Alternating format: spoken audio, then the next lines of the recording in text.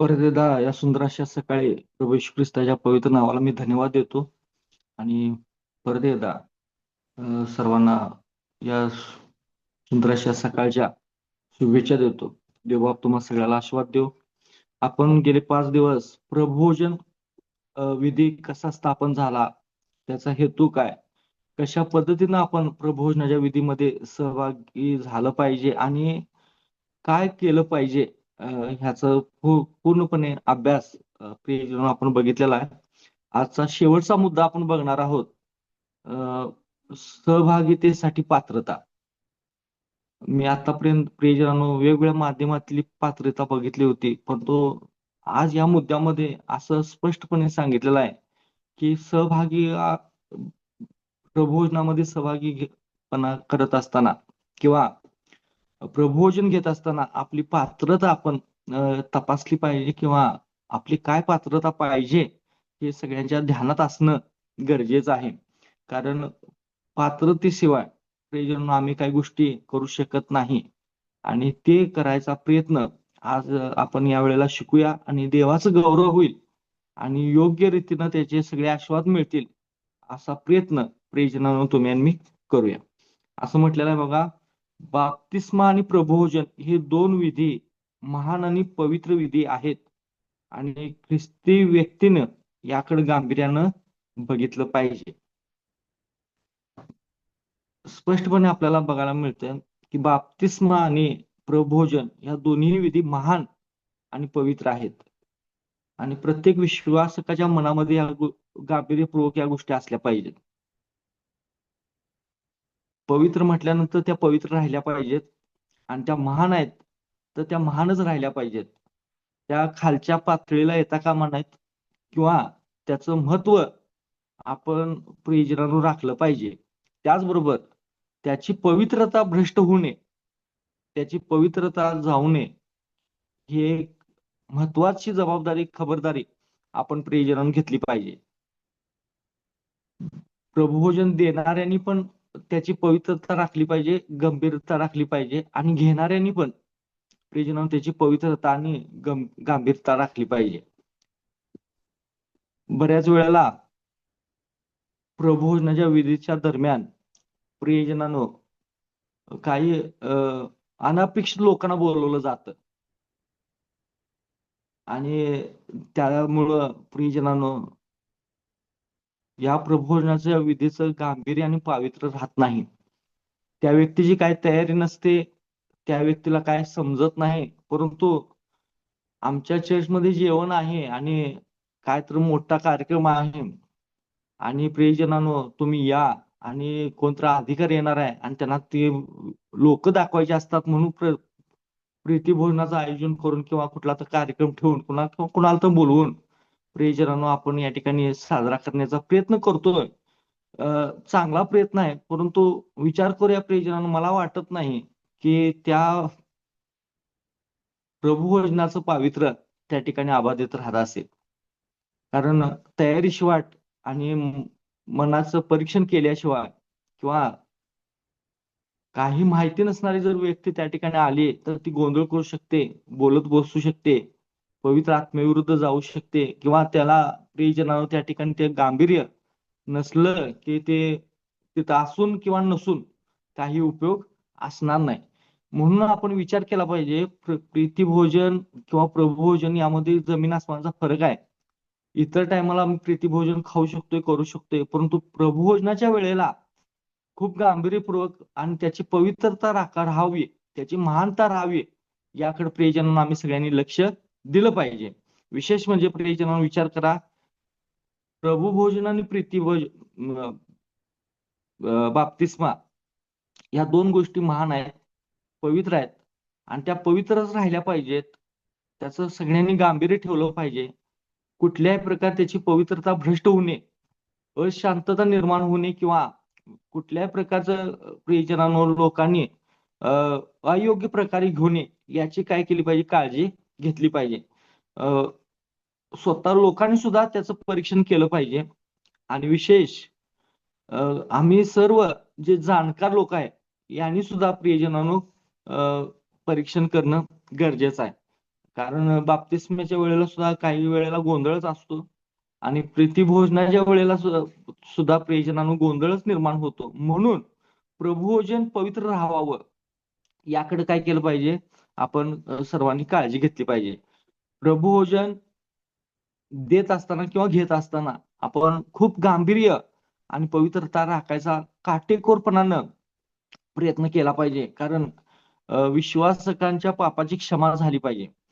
त्याचबरोबर प्रमाणे ते शुद्ध झाले पाहिजेत, त्यांचं नवीनीकरण झालं पाहिजे. आणि विशेष म्हणजे आमचे सगळे तंटे, मतभेद आणि ज्या काही आपल्याला असणाऱ्या वाईट सवय आहेत, पाप आपल्या जीवनात आहे, ते निघून गेलं पाहिजे. आणि म्हणून त्यासाठी ती गांभीरता, ती पवित्रता आपण राखायचा प्रयत्न केला पाहिजे. पुढे म्हटलेलं आहे, बाप्तिस्मा हे मंडळीत सामील होण्याचे प्रवेशद्वार आहे आणि प्रभुभोजनाचा लाभ मंडळीच्या सभासदांना झाला पाहिजे किंवा प्रभुभोजनाच्या द्वारे सभासदांना लाभ होतो. म्हणजे विचार करा प्रियजनांनो, बाप्तिस्मा हे एक मंडळीत सामील होण्याचं प्रवेशद्वार आहे. त्याचप्रमाणे प्रभुभोजन हा सुद्धा प्रियजनांनो मंडळीचा लाभाचा भाग आहे. लाभ प्रभुभोजना दिवशी झालाच पाहिजे. लक्षात ठेवा, प्रभुभोजनामुळं आम्हाला क्षमा मिळणार आहे. प्रभुभोजनामुळं परत एकदा समेटाची संधी मिळणार आहे, पापाची क्षमा होणार आहे.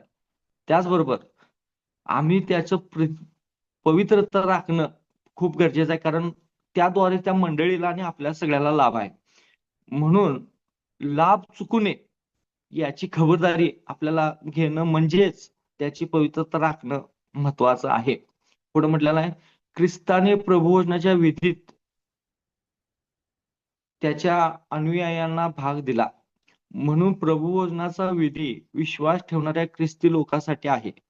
बाप्तिस्मा झाल्याशिवाय बहुतेक यामध्ये कोणी भाग घेऊ शकत नाही. म्हणजे प्रभुभोजनाचा विधी हा प्रियजन येशू ख्रिस्ताने त्याच्या अनुयायांसोबत सुरू केला आणि सगळ्यांना भाग घेण्याची साठी आवाहन केलं. परंतु सगळ्यात महत्वाची अट कुठली असेल तर बाप्तिस्मा झाल्याशिवाय आपण प्रभुभोजनाचा विधी घेऊ शकत नाही. याचाच अर्थ प्रियजनांनो विचार केला पाहिजे त्याची किती पवित्रता आहे. येशू ख्रिस्त कुणाला पण प्रभुभोजनाच्या विधीत भाग घ्यायला परवानगी देत नाही. मनाची तयारी, बाप्तिस्मा, बाप्तिस्माचा अर्थ काय, बाप्तिस्मा झाल्याशिवाय प्रभुभोजन घ्यायचं नाही. याचा अर्थ शुद्धीकरणाला फार महत्व आहे, पश्चातापाला फार महत्व आहे, सबमिट करण्याला फार महत्व आहे. आणि म्हणून विचार करा, बाप्तिस्मा कशाचं का घ्यायचा आहे, कारण आपलं शुद्धीकरण झालं पाहिजे, नवीनीकरण झालं पाहिजे. आम्ही पश्चाताप त्यावेळेला केला पाहिजे आणि नवीन जीवन जगण्याचा निर्धार त्यावेळेला केला जातोय. त्याच पद्धतीनं प्रियजनांनो प्रभुभोजन सुद्धा आपल्याला हेच दाखवून देत आहे की आपली त्यावेळेला खऱ्या अर्थानं परीक्षण झालं पाहिजे आणि विशेष पापाची क्षमा आपण मागितली पाहिजे आणि सबमिट घडवून आम्ही सगळ्या वाईट गोष्टी ज्या देवाला आवडत नाहीत त्या प्रियजनांना आम्ही सोडून देऊन प्रभुभोजनामध्ये सहभाग घेतला पाहिजे. त्याशिवाय आम्हाला त्याची पवित्रता राहावी, त्याची महानता टिकावी आणि त्याचे लाभ व्हावेत म्हणून आम्ही पवित्रता राखणं, गांभीर्य राखणं गरजेचं आहे आणि परीक्षण करायलाच पाहिजे. त्याचबरोबर योग्य रीतीनं घेतलं पाहिजे आणि दिलं पाहिजे. ह्याकडं प्रियजनांनो आम्ही जास्तीत जास्त लक्ष देणं गरजेचं आहे. प्रभूचे पावित्र्य आणि सन्मान मनात बाळगून या विधीमध्ये भाग घेण्यास बायबल आपल्याला सल्ला देते. बघा, परत एकदा हे सांगण्यात आलंय की येशू ख्रिस्ताचं पावित्र्य आणि त्याचा सन्मान बाळगूनच आपण या विधीमध्ये भाग घेतला पाहिजे. आम्ही आमच्या सन्मानासाठी, मोठेपणासाठी किंवा काहीतरी वेगळं करायचा प्रयत्न करून आम्ही तो देवाचा सन्मान बिघडवता कामा नये किंवा त्याचा सन्मान होणार नाही हे प्रियजन आम्ही करू नये. तर देवाचा सन्मान व्हावा, त्याची पवित्रता राहावी आणि योग्य रीतीनेच आम्ही त्यामध्ये सहभाग घ्यायला पाहिजे. हे कधीही दुर्लक्ष करता कामा नये. विचार करा प्रियजनांनो, बायबल आम्हाला हेच सल्ला देतं की तुम्ही प्रभू येशू ख्रिस्ताचा सन्मान आणि त्याचं पावित्र्य मनामध्ये बाळगूनच आम्ही यामध्ये भाग घेतला पाहिजे. कारण जो कोणी अयोग्य प्रकारे ती भाकर खाईल अथवा प्रभूचा प्याला पिईल तो प्रभूचे शरीर व रक्त या संबंधाने दोषी होईल. बायबल स्पष्टपणे सांगतं पहिले कोरिन्थीकरास पत्र 11 अध्याय आणि 27व्या वचनामध्ये जो कोणी अयोग्य प्रकारे ही भाकर खाईल आणि अयोग्य प्रकारे ते जनानो हा प्याला पिईल तो शरीर आणि रक्त या संबंधी काय होईल? दोषी ठरेल. प्रियजनांनो परत एकदा सांगतो की अयोग्य प्रकार नुसतं आपण म्हणू नये की आम्ही चर्चला येत नाही आणि मी अयोग्य प्रकार नाही. प्रियजनांनो आपण त्या दिवशी जर पश्चाताप केला, त्या दिवशी जर आमच्या पापाची क्षमा मागितली आणि निश्चय केला की आम्ही सबमिट करणार, कुठला परत पाप करणार नाही किंवा पापाकडे जाणार नाही, तर 100% ते योग्य ठरेल.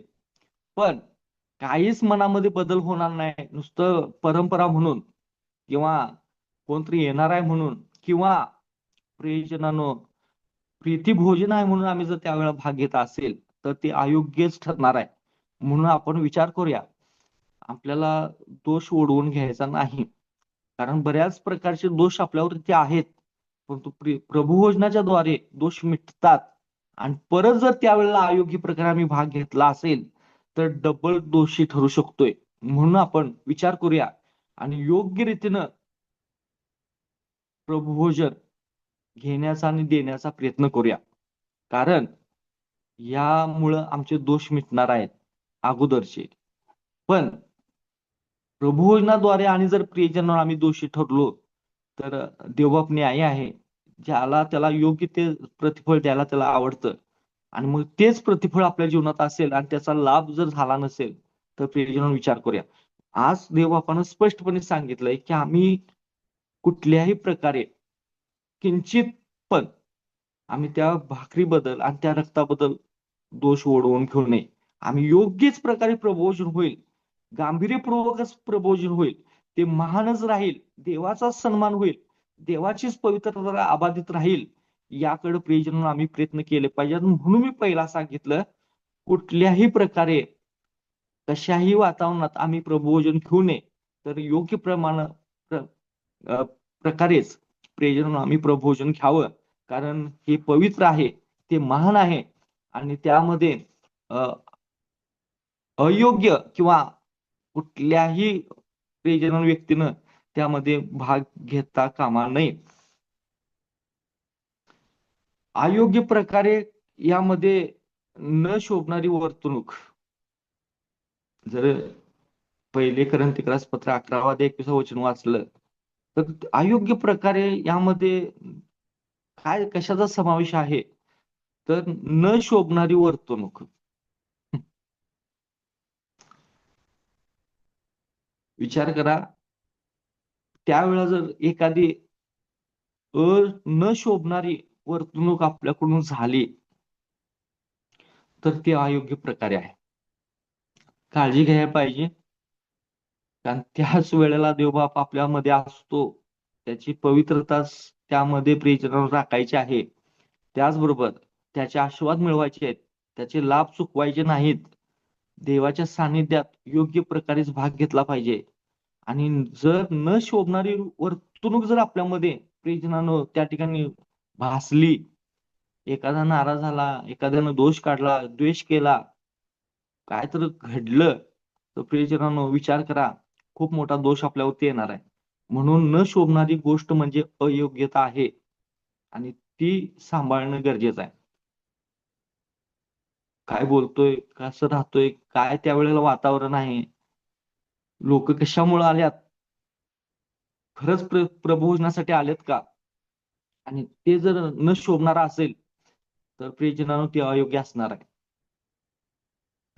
विचार करा आणि ह्याचं गांभीर्य राखा. पुढे म्हटलेलं आहे, ख्रिस्ताच्या प्रायश्चित्ताच्या यज्ञावर महत्वाच्या आणि प्रत्यक्ष खऱ्या-खुऱ्या या विश्वासाची कमतरता यांचा समावेश होतो. अशा प्रकारच्या या वर्तणुकीने प्रभूची मानहानी होते आणि त्यामुळे तारणाऱ्याचा त्याग केल्याचे समजले जाईल व ज्यांनी त्याला वधस्तंभावर सुळी दिले त्याच्या अपराधाचे ते वाटेकरी होते.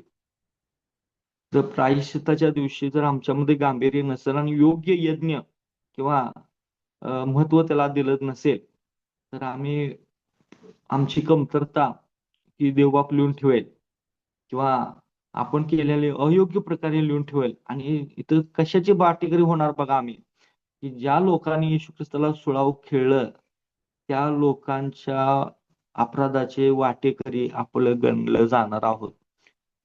आम्ही ख्रिस्ताचे भागीदार झालं पाहिजे का त्या अपराधाची वाटेकरी झालं पाहिजे, हे लक्षात ठेवूया. प्रियजनांनो, प्रभोजन किती पवित्र आहे. आपल्याला कशामुळं आपल्याला त्याचा लाभ होणार आहे आणि कशामुळं आपल्यावर दोष येणार आहे, हे कधीही विसरू नका. लोकांना सांगत चला आणि विशेष लोकांनी ती पात्रता घडवली पाहिजे आणि न शोभणाऱ्या गोष्टी सोडून देऊन योग्य रीतीनं या प्रभोजनामध्ये भाग घेतला पाहिजे आणि भाग दिला पाहिजे. कारण आज त्याद्वारे देवाची पवित्रता राहणार आहे आणि त्याचे योग्य आशीर्वाद, योग्य प्रतिफळ आपल्याला या ठिकाणी मिळणार आहे. आणि ते लाभ चुकू नयेत आणि आम्ही त्या रक्ताबाबत, त्या भाकरीबाबत आम्ही दोषी ठरू नये, याकडे आपण लक्ष पुरवलं पाहिजे आणि देवाचं गौरव केलं पाहिजे. पुढे म्हटलेलं आहे, अयोग्य प्रकारे भाग घेणाऱ्याने देवाची नाराजी किंवा असंतोष न ओढवून घेता ज्याचे रक्त व खाणे व पिणे अयोग्य प्रकारे आहे, ते आपल्या खाण्याने आणि पिण्याने आपणावर दंड ओढवून घेतात, कारण ते प्रभूचे शरीर ओळखत नाहीत. परत इथं सांगितलंय की आम्ही देवाला नाराज करता कामा नये.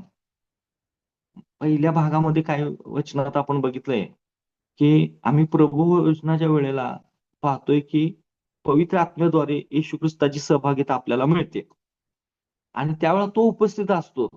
जर आम्ही योग्य प्रकारे प्रभोजन घेत असेल आणि देत असेल, न शोभणाऱ्या गोष्टी त्या ठिकाणी होत असतील, आम्ही लोकांना नुसतं दाखवायला किंवा एखाद्याला खुश करायला त्या ठिकाणी जमा झालो असेल, काय तो वेगळाच कार्यक्रम तिथं नियोजित झाला असेल, तर प्रियजनांनो, आम्ही दंड ओढवून घेत आहे. दंड अगोदर पण आहेच, परंतु जर प्रबोधनाच्या वेळेला जर अयोग्य प्रकारे भाग घेतला असेल, तर डब्बल दंड असणार आहे, हे लक्षात ठेवूया. प्रभुभोजनाच्या वेळेला तो मागचा दंड पुसला जायला पाहिजे आणि नवीन जीवनासाठी आपण तयारीत असायला पाहिजे.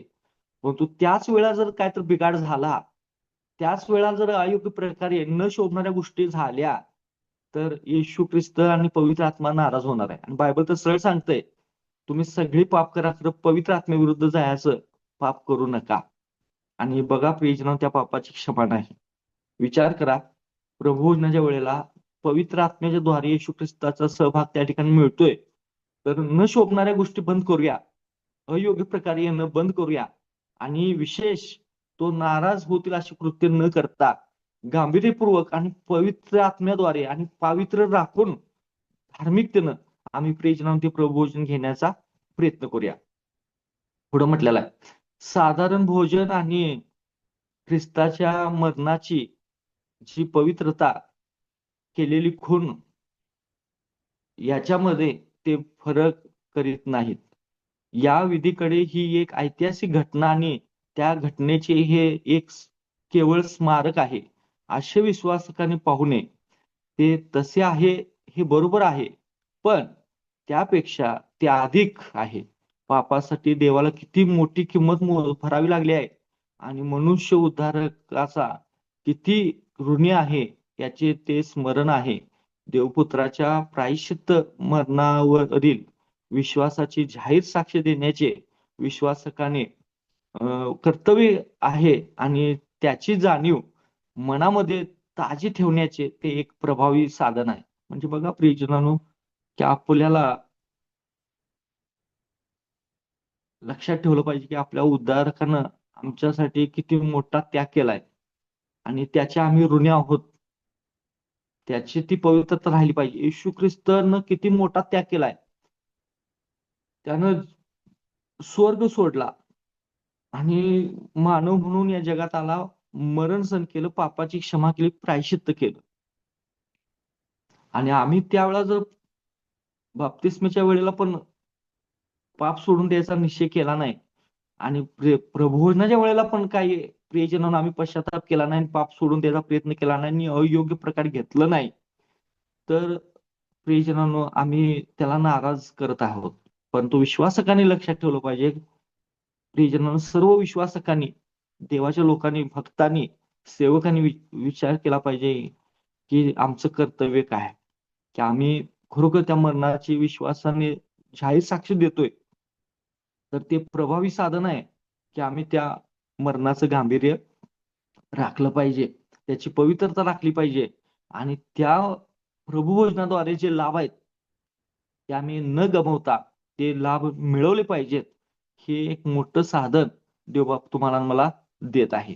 पुढे म्हटलेलं आहे, या सूचनांना अनुसरून मनुष्याने आपली परीक्षा करावी. म्हणजे विचार करा, ज्या देवानं सूचना दिलेल्या आहेत, कशा प्रकारे प्रभोजन घ्यावं, त्याची पवित्रता राहावी, त्याची महानता राहावी, देव नाराज होऊ नये किंवा लोकांनी प्रियजनांनो योग्य प्रकारे यावं, हे जे काही आपल्याला सूचना देण्यात आलेल्या आहेत, परीक्षण करायला लावलेलं आहे, ही आपली एक प्रियजनांनो परीक्षा आहे आणि आपण काळजीपूर्वक यामध्ये पास होण्याचा आणि विशेष म्हणजे परीक्षण करण्याचा आपण प्रयत्न केला पाहिजे.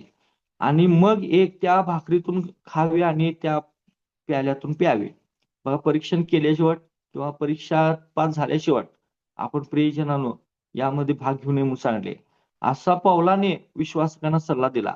या विधीमध्ये भाग घेण्या अगोदर विश्वासकांनी प्रार्थनाशील वृत्तीने आपल्या ख्रिस्ती अनुभवाने परीक्षण करावे.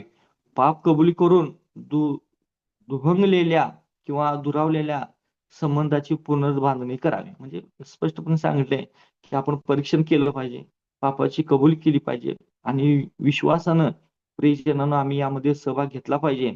आणि जे दुभागलेले अंतःकरण आहेत किंवा संबंध आहेत किंवा दुरावलेले संबंध आहेत, ते जोडण्याचा एक देवबाप या ठिकाणी पवित्रपणे प्रामाणिक प्रयत्न करत आहे.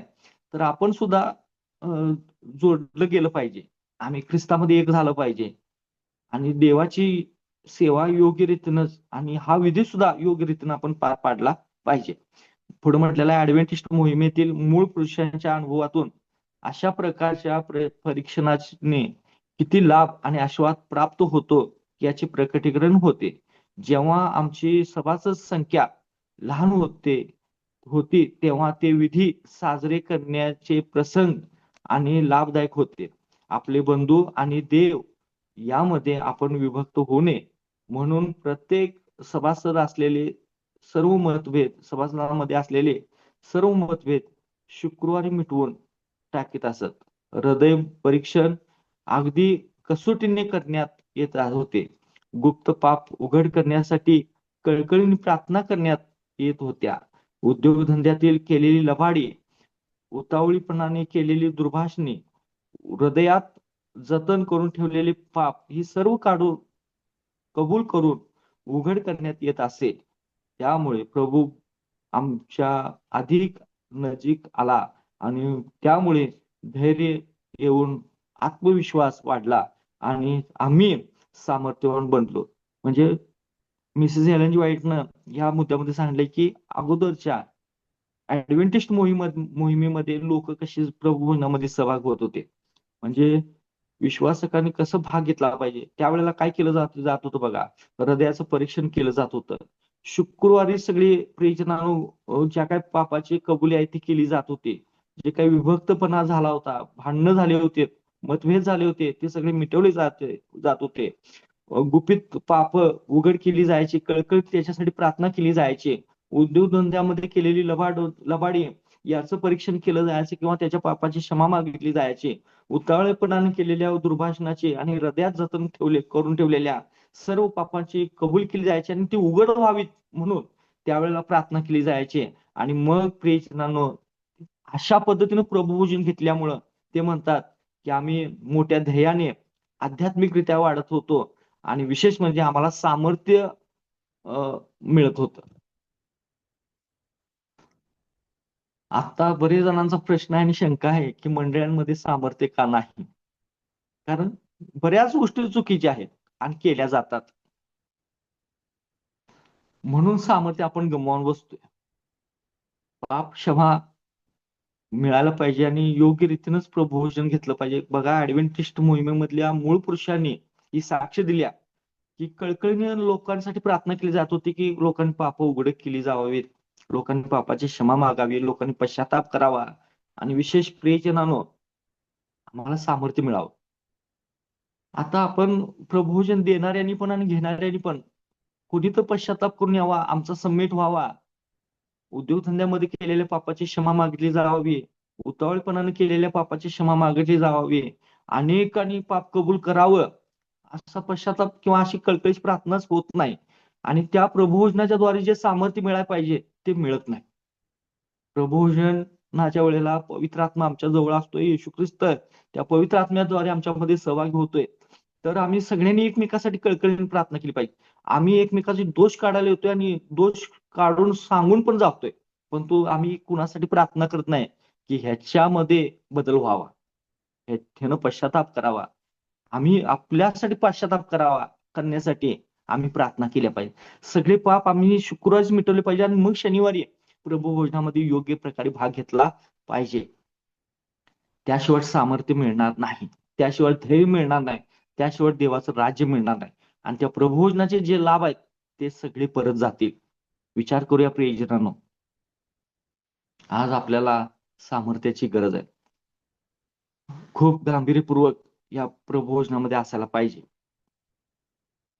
सुरुवातीच्या मंडळांमध्ये किती बदल होत होता, लोकांची किती भर पडत होती, किती लोक पापाकडं पाप सोडून देत होते किंवा पापापासून दूर राहत होते आणि पापाकडे किती गांभीर्यानं बघितलं जात होतं.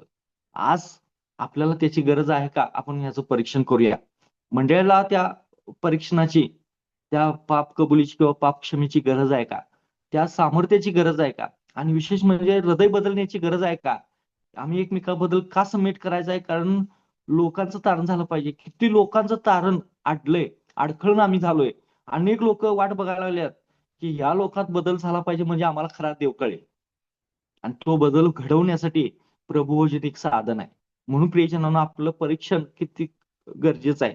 आपण किती देवाला घेऊन प्रभुभोजनामध्ये भाग घेतला पाहिजे, पापाची कशी कबूल केली पाहिजे, आणि विशेष देवाचं राज्य आपल्यामध्ये स्थापन होण्यासाठी आपण प्रियजनांनो देवाला किती स्थान दिलं पाहिजे, त्याची किती पवित्रता राखली पाहिजे, किती आध्यात्मिक प्रवृत्तीनं, किती नम्रतेनं प्रियजनांनो आम्ही त्यामध्ये सहभाग घेतला पाहिजे, याचं प्रियजनांनो आपण निरीक्षण केलं पाहिजे. आणि विशेष प्रभोजन योग्य प्रकारे व्हावं आणि त्याचे लाभ मिळावेत याकडे आपण प्रयत्न केले पाहिजेत. पुढं शेवटचा पॅराग्राफ म्हटलेला आहे, हे परीक्षण स्वतः करायच्या वैयक्तिक कार्य आहे. म्हणजे हे परीक्षण कुणी तर करून द्यावं आणि कुणी तर सांगावं म्हणून नाही. हे परीक्षण फक्त आम्ही स्वतः वैयक्तिकच या ठिकाणी करायचं आहे. इतर हे कार्य करू शकत नाहीत, कारण दुसऱ्याचे अंतःकरण कोणी जाणू शकत नाही आणि तण व गहू यामधील फरक कोण ओळखू शकत नाही. म्हणजे इथं स्पष्टपणे सांगितलंय की स्वतःच परीक्षण स्वतःच करायचं आहे. तण आणि गहू प्रियजनांनो आपल्यातलंच आपण या ठिकाणी ओळखायचं आहे. म्हणजे स्वतःच्या परीक्षणाशिवाय, वैयक्तिक परीक्षणाशिवाय आम्हाला पर्याय नाही. बरेच जण या ठिकाणी सांगतात, बरं झालं आम्हाला बोलला, आता मला कळलं. लोकांनी बोलण्या अगोदर आपल्याला का कळत नाही. आपण ख्रिस्ती आहोत, देवाचे लोक आहोत. देवबाप आपल्याला सगळ्या पापाची जाणीव करून देतोय, वचनातून बोलतोय, निसर्गातून बोलतोय, सेवकांच्या द्वारे बोलतोय. पण आम्हाला ते का कळत नाही की मी काय तर पाप केलंय. मग ते कामावर असेल, उद्योगधंद्यात असेल, उतावळीपणानं केलं असेल, किंवा मंडळीत पाप काय करत असेल, किंवा प्रियजनांनो लोकांपुढे जाऊन मी त्यांची फसवणूक करत असेल, तर प्रियजनांनो विचार करा की आम्ही किती दोष पात्र आहे. आज इथं स्पष्टपणे सांगितलंय, परीक्षण हे काम फक्त आम्ही स्वतः वैयक्तिक केलं पाहिजे, दुसऱ्यांनी करून चालणार नाही. त्यातला फरक आपल्यालाच माहित आहे, आम्ही खरं आहे का खोट आहे. लोकांना किती आम्ही दाखवू, खरं असण्याचा प्रयत्न करू, दाखवण्याचा प्रयत्न करू, धार्मिक असल्याचा प्रयत्न असल्याचा देखावा करू, पण तो देवाला तुमच्या अंतकरणात आपल्या मनात काय आहे हे माहित आहे. म्हणून बायबल आपल्याला सांगतं आणि हे तत्व देखील आपल्याला हे सांगतं की प्रियजन आम्ही स्वतःच परीक्षण स्वतः केलं पाहिजे आणि स्वतःच त्या पापाची कबुली करून ते पाप सोडून या प्रभोजनामध्ये आम्ही स्वतः नम्रतेनं आणि पवित्रतेनं भाग घेतला पाहिजे. तर मग प्रभोजनाच्या विधीत भाग घेण्यास लायक असणाऱ्यांची काय खूण आहे प्रश्न आहे. प्रभुभोजनाच्या विधीत भाग घेण्यासाठी लायक असणाऱ्याची काय खूण आहे. तर विचार करा काय खूण आहे. आपलं परीक्षण झालं पाहिजे, आपण पापाची कबुली केली पाहिजे, आम्ही समीट घडवला पाहिजे, त्याचबरोबर मतभेद, वाईट कृत्य, पाप आणि न उघड झालेल्या सर्व पापाची कबुली करून आम्ही प्रियजनांनो प्रभोजनामध्ये लायक होऊ शकतो. व्यक्तीच्या अंतःकरणातील स्थिती एखाद्या ठराविक मंडळीतील सभासदत्वाची नाही, तर ख्रिस्ताला पूर्ण वचनबद्ध होणे आणि त्याने केलेल्या यज्ञावर विश्वास ठेवणे ही आहे. परिणामी सर्व मंडळातील विश्वास ठेवणारे ख्रिस्ती लोक प्रभुभोजनाच्या विधीमध्ये भाग घेऊ शकतात. नव्या करारात हा महान उत्सव साजरा करण्यास वारंवार सर्वांना पाचारण करण्यात आले आहे आणि त्याच्या सहभागाद्वारे आणि ख्रिस्ताचा व्यक्तिवाचक तारणारा म्हणून स्वीकार करण्याची साक्ष देण्यात येते. बघा, वैयक्तिक आणि व्यक्तिगत आपण अंतःकरणाची स्थिती स्वतःची समजली पाहिजे आणि आम्ही प्रभुभोजनामध्ये एक वचनबद्ध झालं पाहिजे आणि योग्य रीतीनं या प्रभुभोजनामध्ये भाग घेतला पाहिजे. देवानं सगळ्याला आमंत्रण दिलंय, पश्चाताप करा आणि देवाकडे वळा. फक्त बाप्तिस्मा करणाऱ्या योहानानं आणि जुन्या लोकांनीच हा संदेश दिला नाही, तर आपल्याला सुद्धा हाच संदेश द्यायचा आहे. बाप्तिस्म्याच्या वेळेला पण आम्ही हाच संदेश देतोय की पश्चाताप करा आणि देवाकडे वळा. प्रभुभोजना वेळेला सुद्धा हा संदेश असला पाहिजे आणि मनात आम्ही हेच ठरवलं पाहिजे, पश्चाताप करणे, सबमिट करणे, मतभेद सोडणे, पाप करायचं नाही, अयोग्य प्रकारे घ्यायचं नाही किंवा त्याची पवित्रता भ्रष्ट होईल असं वागायचं नाही, तर त्याची पवित्रता राहावी, आम्हाला त्याचे लाभ मिळावेत, आम्हाला क्षमा मिळावी, आमचा दुरावलेला बंधू बहीण एकत्र यावेत, त्यांचं आणि आमचं तारण व्हावं, आमच्यामुळे कुणाचा नाश होऊ नये आणि या प्रभू होण्याचे काही दोष आपल्याला मिळू नयेत याचा प्रयत्न प्रियजनांना आपण केला पाहिजे. खूप सुंदर असं तत्व आहे. सेव्हन्थ डे ऍडव्हेंटिस्ट मंडळी खरी आणि अवशिष्ट का म्हटली जाते, कारण आम्ही या प्रभुभोजनावर येशू ख्रिस्तानं दिलेल्या योग्य पद्धतीवर आम्ही विश्वास ठेवतो आणि त्यामुळंच आमचं प्रभुभोजन हे महत्वपूर्वक आणि पवित्र आहे आणि इतरांसारखं त्याची पवित्रता आम्ही न घालवता, त्याची गांभीर्यता न घालवता योग्य प्रकारे घेण्याचा आणि देवाचा गौरव करण्याचा आपण प्रयत्न करूया. अयोग्य प्रकारे होऊ नये आणि दिलं जाऊ नये याची सगळ्यांनी खबरदारी घ्या आणि फक्त देवाचा सन्मान होईल, त्याची पवित्रता राहील आणि त्याचं गौरव होईल आणि त्याला योग्य मानलं जातील, लोक देवाकडे वळतील, अशा पद्धतीने आपण प्रभुभोजनामध्ये सहभाग घेऊया, विश्वास ठेवूया आणि प्रार्थनापूर्वक एकमेकाच्या पश्चातापासाठी आपलं अंतःकरण देवाला देऊन त्याची सेवा करण्याचा आपण प्रयत्न करूया. देवबाप तुम्हाला मला या तत्वाद्वारे आज आशीर्वादित करो.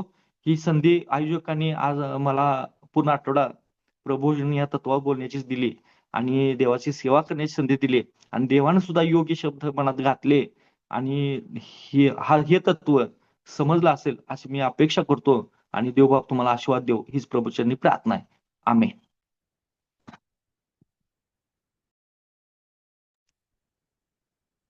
धन्यवाद पाळक साहेब. परत एकदा फार सुंदर, धार्मिक आणि मार्मिक